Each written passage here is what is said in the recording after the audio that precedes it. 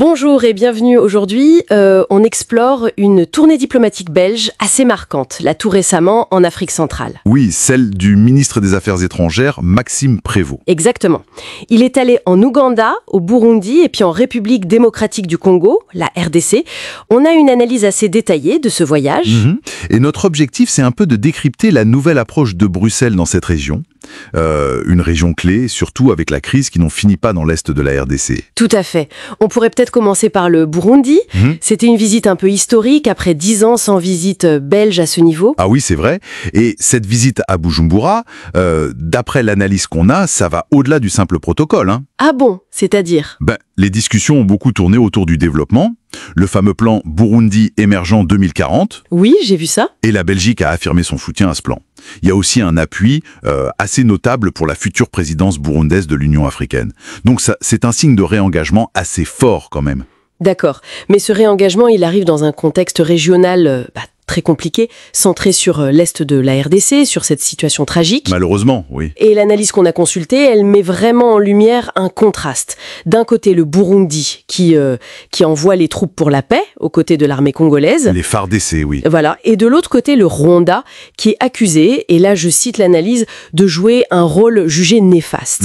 Néfaste, c'est le terme utilisé. Oui, en soutenant des groupes rebelles qui commettent des atrocités. C'est ce que dit le document. Et c'est là, justement, que la position belge devient particulièrement intéressante telle qu'elle est décrite. Comment ça ? Le fait que Kigali ne soit pas une étape de cette tournée, l'analyse interprète ça comme un signal diplomatique très, très clair. Ah oui.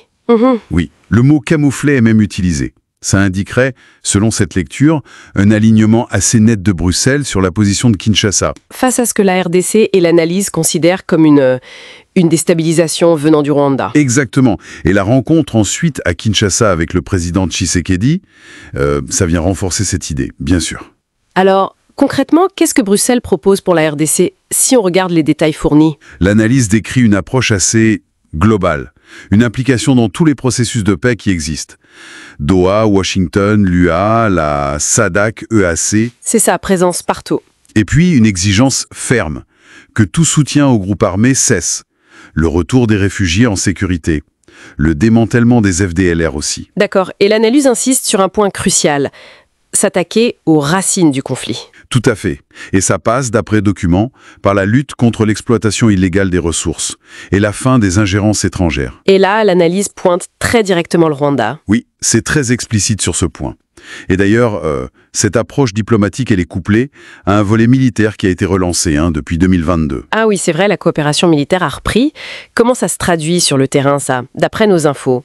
Il y a des instructeurs belges, du régiment d'opérations spéciales notamment. Ils forment des unités des FDRC à Kindu. Et l'objectif, c'est quoi ? D'ailleurs, nos sources indiquent qu'un bataillon qui a été formé comme ça serait déjà engagé dans l'Est. D'accord.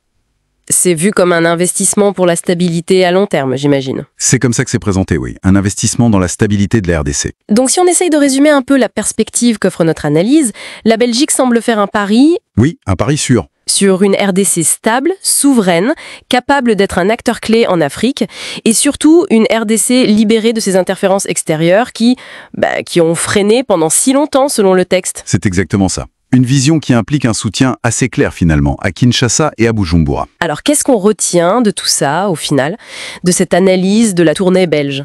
Ça semble marquer un tournant, ou en tout cas une clarification assez nette. Une diplomatie belge décrite comme plus affirmée, peut-être ? Oui, plus affirmée, qui choisit plus clairement ses partenaires en Afrique centrale, et qui n'hésite pas toujours, d'après notre source, à critiquer ouvertement le rôle attribué au Rwanda dans la crise. C'est ça. Mais bon, ce positionnement, ça soulève une question importante pour la suite, je trouve. Une question qui va un peu au-delà de notre analyse directe. Laquelle ? Est-ce que cette fermeté diplomatique, là, qu'on décrit, notamment vis-à-vis des accusations d'ingérence rwandaise, est-ce que ça va vraiment avoir un impact concret et rapide sur le terrain ? Pour les populations de l'Est, oui. Voilà. Est-ce que la pression politique et les coopérations, est-ce que ça peut vraiment changer la dynamique d'un conflit qui est si profond, si complexe ? Est-ce que ça peut amener cette paix que tout le monde attend là-bas ? C'est vrai que c'est la grande question. C'est une interrogation qui reste ouverte à mon avis. Matière à réflexion, quoi.